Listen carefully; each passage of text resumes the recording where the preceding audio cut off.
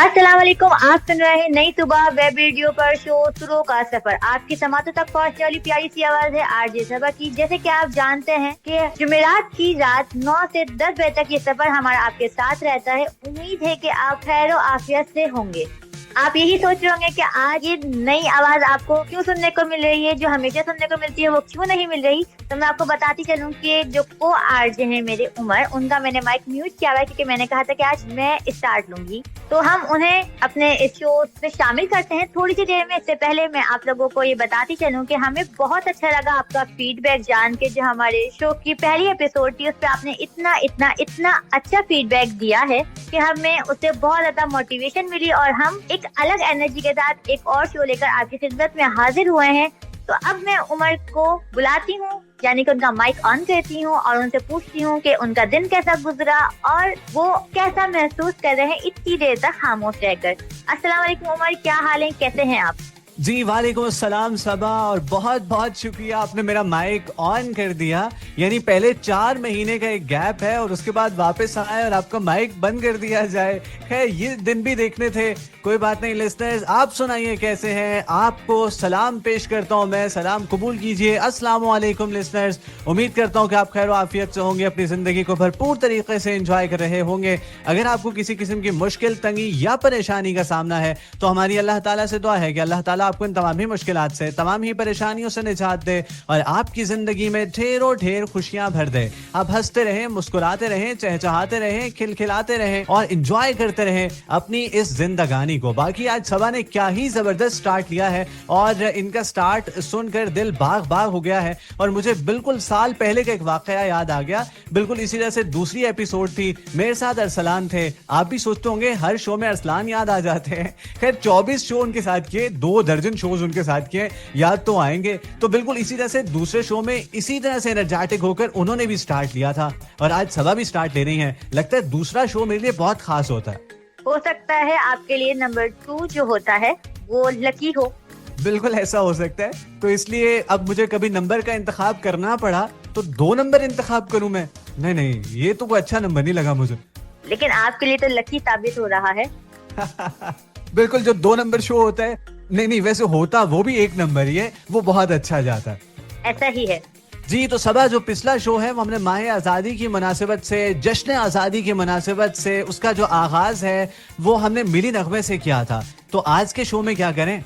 आज के शो में भी हम मिली नगमा ही शामिल करेंगे, लेकिन आज हम आपको ये नहीं बताएंगे कि ये किस सिंगर का है। ये हम आपको थोड़ी सी देर बाद बताएंगे। उस वक्त हमने आपको पहले बता दिया था शायद। बिल्कुल ऐसे ही है। 6 सितंबर आने वाला है और 1965 की जंग जो है वो पाकिस्तान ने 6 सितंबर को जीती थी, जब रात की तारीकी में बुज़दिल दुश्मन ने पाकिस्तान पर हमला किया और पाकिस्तानी अफवाज ने उन्हें नाको चने चबवा दिए और उनके होश उड़ा दिए और उनके छक्के छुड़ा दिए। बिल्कुल ऐसा ही है। तो फिर आई थिंक हमें म्यूजिकल ब्रेक की तरफ चलना चाहिए और हमें एक जोश के साथ अपने शो का पूरी तरीके से स्टार्ट लेना चाहिए। क्या ख्याल है आपका? बिल्कुल नेक ख्याल है आपका, और स्टार्ट तो आपने ले ही लिया है एनर्जेटिक तरीके से। अब आगे देखिए क्या करना है। हाँ, लेकिन हमने अभी दास्तान भी तो सुनानी है ना। आज किसी ऐसे ही सिंगर की दास्तान सुनाते हैं जिसका ताल्लुक 1965 की जंग से भी हो। जी बिल्कुल, वो उनके लिए भी खास था और हमारे लिए भी खास है। हर पाकिस्तानी ही के लिए खास है, इसलिए मिली नगमा शामिल कीजिए, अनाउंस कीजिए कौन सा मिली नगमा सुनने वाले हैं आज। तो चलते हैं एक म्यूजिकल ब्रेक की तरफ, जिसमें हम आपको सुनाएंगे ए वतन के सजीले जवानों। तो stay tune. Welcome back listeners, आप सुन रहे हैं शो सुरों का सफर सबा और उमर के साथ। यकीनन आप भी इतने ही एनर्जेटिक हो गए होंगे जितने के अभी हम दोनों हुए हुए हैं ये मिली नगमा सुन के। आप हमें अपने फीडबैक के थ्रू बता सकते हैं कि आपको कैसा लग रहा है ये शो। जी बिल्कुल सबा, फीडबैक के जराए क्या हैं? अगर आप अपनी राय शामिल करना चाहते हैं या अपने पसंदीदा सिंगर के बारे में डिटेल जानना चाहते हैं या फिर अपने पसंदीदा सॉन्ग प्ले करवाना चाहते हैं तो आप हमारे व्हाट्सएप नंबर पे वॉइस मैसेज या फिर टेक्स्ट मैसेज कर सकते हैं। राइट मैसेज ऑप्शन में जाइए, अपना प्यारा सा नाम लिखिए, शहर का नाम लिखिए, अपना पैगाम लिखिए और लिख भेजिए इस नंबर पे, जो नंबर है 033086000072। यानी कि उर्दू में बताए चलते हैं 033086000072। یہ ہے ہمارا واٹس ایپ نمبر, اور رائٹ میسج میں اگر آپ جائیں گے, رائٹ آپشن میں اگر آپ جائیں گے تب تو اپنا نام لکھ دیں گے, لیکن اگر آپ وائس میسج کر رہے ہیں تب بھی آپ نے اپنا نام ضرور بتانا ہے, اور اس شو کا نام بھی ضرور بتانا ہے جس کے لیے آپ فیڈ بیک ریکارڈ کرا رہے ہیں. صبا, یہ ویب سائٹ کون سی ہے جس پر لسنرز ہمیں سن رہے ہیں؟ یہ ویب سائٹ ہے www.naisuba.org/radio. جی صبا, اس ویب سائٹ پر تو پہنچ گئے, اب آگے کیا کریں, کیسے سنیں اس شو کو, کیسے سنیں اس نشریات کو؟ اس کو سرچ کرنے کے بعد آپ جب پیج چیک کریں گے ویب سائٹ کا تو وہاں پر ایک پلے بٹن آ رہا ہوگا. جب اس پلے بٹن پہ آپ کلک کریں گے تو آپ کی سماعتوں سے ایک بہت پیاری آواز ٹکرائے گی, جو ہوگی ہماری یعنی کہ نئی صبح ویب ریڈیو پر جو محفل جاری ہے, جو سفر جاری ہے یعنی کہ سروں کا سفر, اس میں آپ شامل ہو جائیں گے ہمارے ساتھ. جی ہاں لسنرز, اس کے علاوہ فیس بک پر بھی آپ اپنی رائے کا اظہار کر سکتے ہیں. ہمارا فیس بک پیج ہے www.facebook.com/نئی صبح انسٹیٹیوٹ, یہ ہمارا فیس بک پیج ہے. اس کے علاوہ آپ ہمارے یوٹیوب چینل کو بھی سبسکرائب کر سکتے ہیں, جو کہ ہے نئی صبح یوتھ امپاورمنٹ ٹرسٹ کے نام سے. بالکل ایسا ہی ہے. عمر, میں آپ سے جاننا چاہتی ہوں کہ آج ہم جس سنگر کے بارے میں بات کر رہے ہیں, آپ نے ان کے کون کون سے سانگ سنے ہوئے ہیں, یا جب آپ نے ان کے بارے میں ڈیٹیل سنی تو آپ کو کیسا لگا؟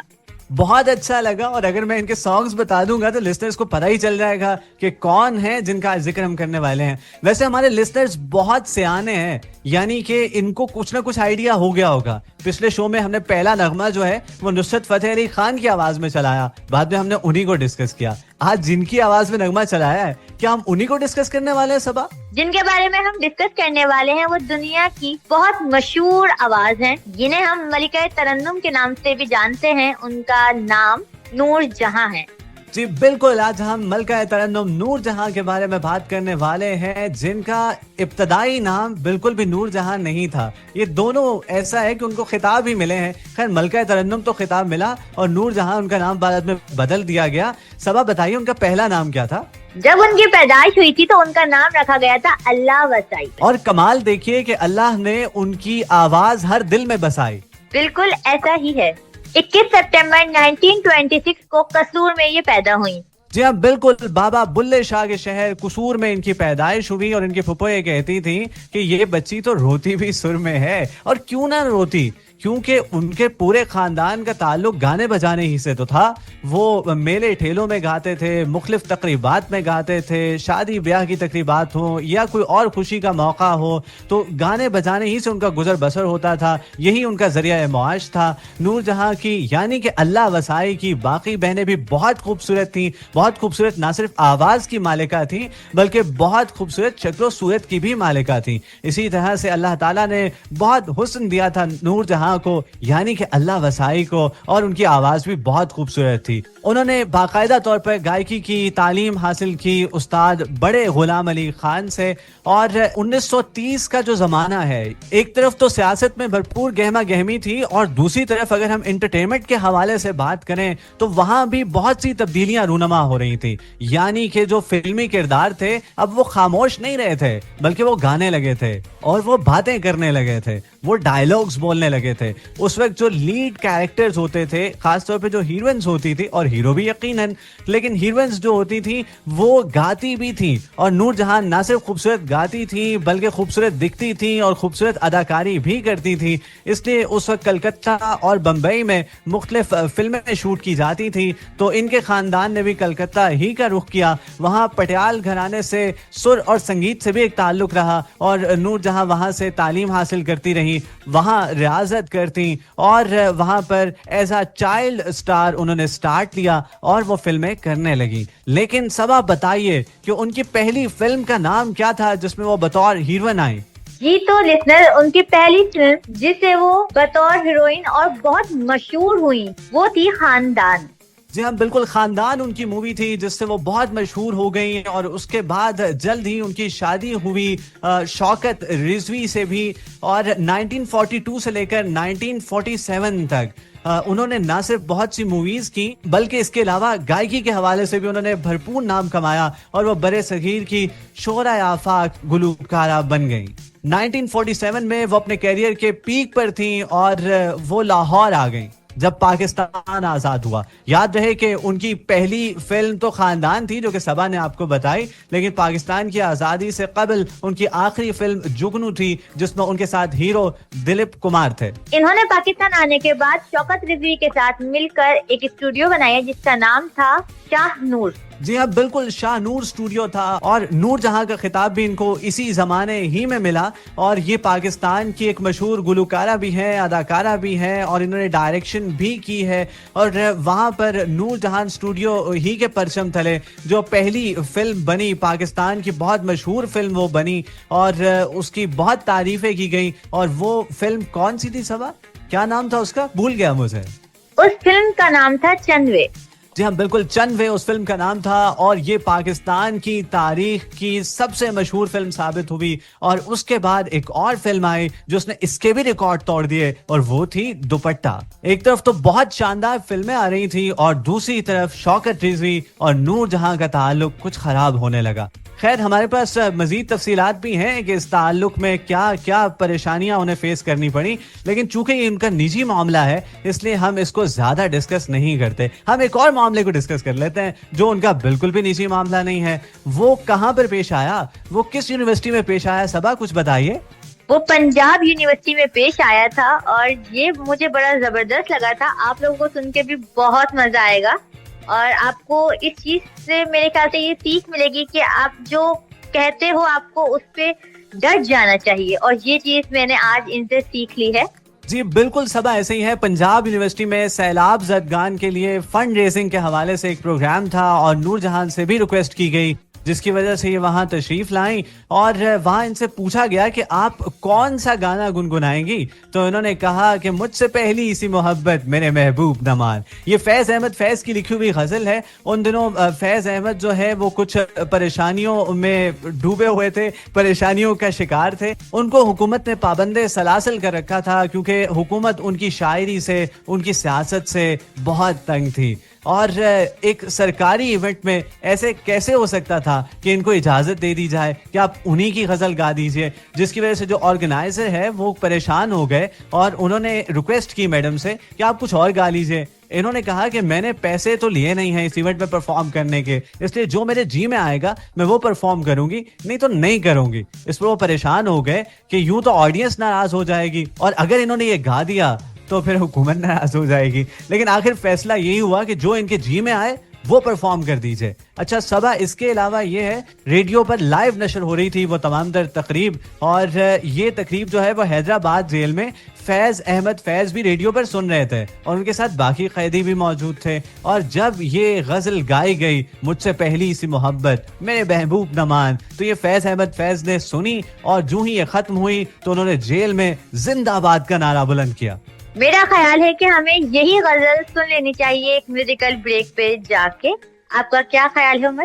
آج آپ کو بہت اچھے اچھے خیال آ رہے ہیں. ٹھیک ہے, یہ بھی بہت اچھا خیال ہے, اس پر عمل کرتے ہیں. تو سنتے رہیے نئی صبح ویب ریڈیو, اور آپ کے لیے ہم پلے کر رہے ہیں مجھ سے پہلی سی محبت میرے محبوب نہ مان. Stay tune. Welcome back listeners, آپ سن رہے ہیں شو سروں کا سفر صبا اور عمر کے ساتھ. مجھے تو یہ غزل سن کے بہت مزہ آیا. آپ لوگ اپنے فیڈ بیک کے ذریعے بتائیں کہ آپ کو کیسا لگا, اور ہم جلدی سے اپنی آگے داستان کی طرف چلتے ہیں, کئی ٹائم ختم نہ ہو جائے. جی بالکل ایسے ہی ہے, اور واقعی آپ نے درست جانب اشارہ کیا. وقت کم مقابلہ سخت ہے, جلدی جلدی بتاتے ہیں. کچھ ان کی نجی زندگی پر ہم روشنی ڈالتے ہیں, جیسے کہ بتایا کہ شوکت رضوی کے ساتھ ان کے تعلقات کچھ خراب ہو گئے. شوکت رضوی سے ان کے 3 بچے تھے, جس میں 2 بیٹے جن کا نام اکبر اور اصغر, اور ان کی بیٹی کا نام تھا ذل ہما, اور ان کا تعلق ٹوٹ گیا. اور اس کے بعد 1959 میں انہوں نے اپنی دوسری شادی کی, جو کہ انہوں نے لاہور کے ایک ایکٹر تھے جن کا نام تھا اعجاز دورانی, ان سے شادی کی. اور ان سے ان کی 3 بیٹیاں تھیں, جن میں سے ایک بیٹی ٹینا تھی.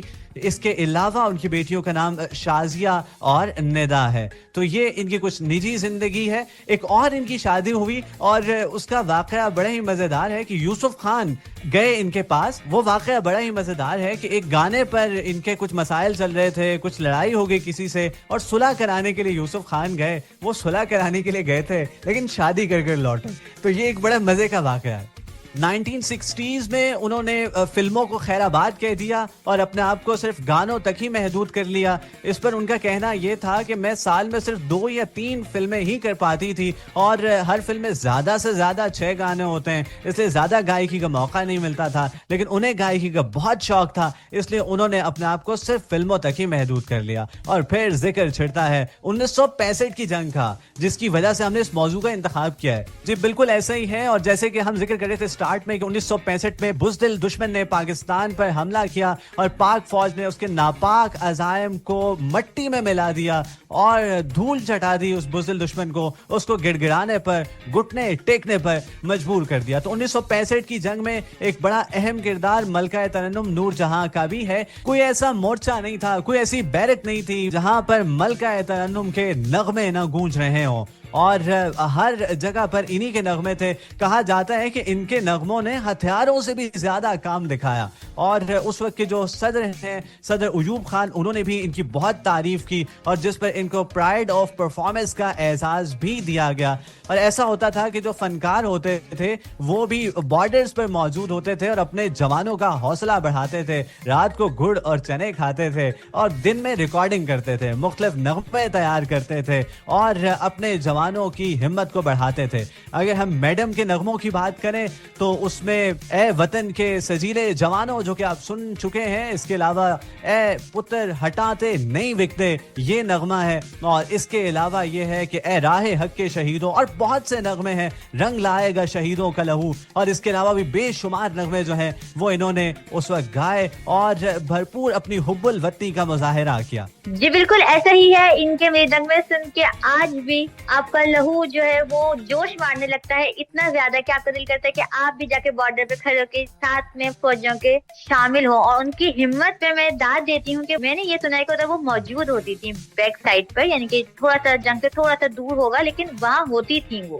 جی بالکل آپ نے ٹھیک سنا, ایسا ہی ہوتا تھا. اور جب ان تک خبر پہنچی کہ کچھ جوان جو ہیں وہ شہید ہو گئے ہیں اور اس پر ایک نغمہ صوفی تبسم نے ترتیب دیا, اے پتر ہٹاتے نہیں وکتے, اور جب انہوں نے پرفارم کیا تو سب آپ دیدہ ہو گئے اور سب رونے لگے. تو ایسا ہی ہے. اور پاکستان کے ایک صدر جنرل پرویز مشرف, اور جب میڈم نور جہاں جو ہے وہ علالت کا شکار تھی, وہ کچھ بیمار تھیں, تو پرویز مشرف ان کی عیادت کے لیے آئے اور انہوں نے کہا کہ میڈم میں نے آپ کے نغمے سن کر, آپ کے جنگی ترانے سن کر جنگ لڑی ہے. جس پر انہوں نے اپنی بیمار سی آواز میں کہا, کچھ دھیمے انداز میں کہا کہ جنرل صاحب خدا نہ کرے کبھی جنگ لگے, لیکن اگر اب بھی جنگ ہوتی ہے تو آپ مجھے اپنے سپاہیوں کے ساتھ میرے ڈھول سپاہیاں گاتے ہوئے ہی سنیں گے.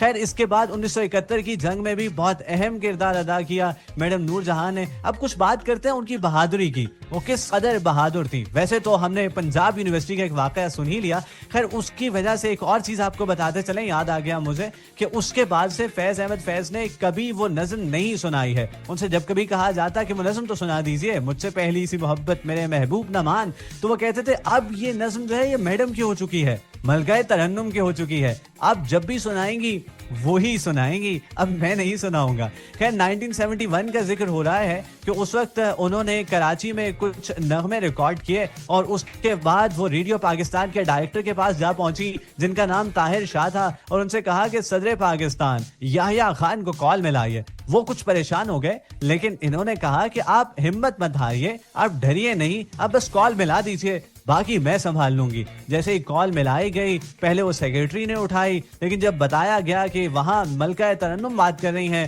تو صدر صاحب خود لائن پر آ گئے اور ان سے کہا گیا, ان کو بتایا میڈم نے کہ میں نے 3 نغمے ریکارڈ کرا دیے ہیں کراچی میں, رات 8 بجے نشر کر دیے جائیں گے, آپ سن لیجیے گا. اب انہوں نے نہ صرف نغمے ریکارڈ کرنے کے متعلق بتا دیا تھا بلکہ یہ بھی بتا دیا تھا کہ رات 8 بجے نشر ہوں گے, یعنی انہوں نے ٹائم بھی فکس کر دیا تھا. اب جنگ کے دن ہوں, یعنی 1971 کی جنگ ہے, اور ایسے حالات میں 8 بجے وہ نغمے چلانا بہت مشکل تھا کیونکہ 8 بجے خبریں آن ایئر کی جاتی تھی اور جنگ کے حالات میں اور کوئی انفارمیشن کے لیے ذرائع بھی موجود نہیں تھے. نہ تو اس وقت سوشل میڈیا تھا, ٹی وی ضرور تھا, پاکستان ٹیلی ویژن 1964 میں منظر عام پر آ گیا تھا, یہاں پہ یہ کہ ریلیز ہو گیا تھا, یہاں پر یہ ہے کہ وہ مارز وجود میں آ گیا تھا, یہ سب سے مناسب لفظ ہے. لیکن اس وقت ہر کسی کے پاس ٹیلی ویژن کی सहूलत मौजूद नहीं थी, ज्यादातर लोग जो है वो मालूमात के हुसूल के लिए रेडियो पर ही इन्हसार करते थे। तो इसलिए फिर जो डीजी थे रेडियो पाकिस्तान के, उन्होंने बहुत कोशिशें की और इनको मनाया और फिर उन नगमों का टाइम कुछ आगे किया ताकि 8 बजे खबरें पहुंचाई जाएं। जी बिल्कुल ऐसा ही है, लेकिन अभी हम चलते हैं एक म्यूजिकल ब्रेक की जानिब। आप सुनते रहिए नई सुबह web radio. Welcome back listeners, आप सुन रहे हैं नई सुबह वेब रेडियो पर शो सुरों का सफर सबा और उमर के साथ। आज हम बात कर रहे हैं मलका तरन्नुम मैडम नूर जहां पर, और हम बात कर चुके हैं 1971 तक, और हम बात कर रहे हैं उनकी बहादुरी की कि वो किस कदर बहादुर थी। खैर अभी कुछ बात करते हैं कि उनका सेंस ऑफ ह्यूमर कितना कमाल था। यानी उन्होंने मूवीज छोड़ दी थी। 1960 में उन्होंने अपनी आखिरी फिल्म जो है वो गालिब की थी। खैर उसके बाद 1963 में भी उन्होंने एक फिल्म की जरूर थी जिसका नाम बाजी था, लेकिन उसमें वो लीड कैरेक्टर के तौर पर मौजूद नहीं थी। बाद में एक बार ऐसे हुआ कि उनसे कहा गया कि हम अनारकली बना रहे हैं, उसमें आपको एक्टिंग करनी है। तो उन्होंने कहा कि देखिए आप किसी और नई एक्टर को ले लीजिए, मैं उसके पीछे गुनगुना दूंगी, मैं प्ले बैक सिंगर हूँ, आजकल तो यही काम कर रही हूँ। लेकिन उनसे कहा गया नहीं नहीं आप ही को एक्टिंग करनी है, अनारकली फिल्म है। तो उन्होंने कहा कि क्या आप कोई पुरानी अनारकली बना रहे हैं जो आप मुझसे रिक्वेस्ट कर रहे हैं कि जी मुझे एक्टिंग करनी है। तो ये उनका सेंस ऑफ ह्यूमर था। लेकिन वो बहुत सखी भी थी, यानी जब कभी वो किसी और मुल्क ट्रैवल करती तो वहां से बहुत सी चीजें खरीदती और आकर जो मेकअप रूम में काम करने वाली लड़कियां मौजूद थी उनमें बांट देती। एक बार उन्होंने अपने घर के बाहर एक आवाज सुनी, वो आवाज एक लोक सिंगर रेशमा की थी जिन्होंने बाद में बहुत नाम कमाया। वो उस वक्त गढ़वी बजा रही थी, तो मैडम ने उनको बुलाया और 20,000 रुपए उनको बतौर इनाम दिए और उनको बहुत सराहा। इसी तरह से निसार बज़मी कहते हैं कि एक बार तो वो इनके घर पर मौजूद थे और हुआ कुछ इस तरह से कि जब उनको चाय पेश की गई तो वो चाय जो है वो निसार बज़मी साहब के जूते पर गिर गई, वो उनकी चप्पल पर गिर गई। तो मैडम नूर जहां जो है वो अपनी कीमती साड़ी से उसको साफ करने लगी, जिस पर उन्होंने मना किया। वो कुछ हिचकिचाए, लेकिन उसके बाद हुआ कुछ यूं कि नूर जहां साहिबा ने वो जो जूता है वो उठाकर अपने सर पर रख लिया और उन्होंने कहा कि आप जैसे क्रिएटिव लोग ही तो हैं कि जिनकी वजह से मैं इस शोहरत पर पहुंची हूँ। यानी उनकी जो जिंदगी है, उनकी जो कामयाबियां हैं, उसमें आपको आजिज़ी और इनकसारी ही नजर आएगी। और उन्होंने बहुत से अवार्ड्स भी हासिल किए, उनके मुतालिक भी हम आपको बताते हैं। उनको जैसे कि मैंने आपको पहले बताया कि प्राइड ऑफ परफॉर्मेंस मिला, इसके अलावा 15 निगार अवार्ड मिले,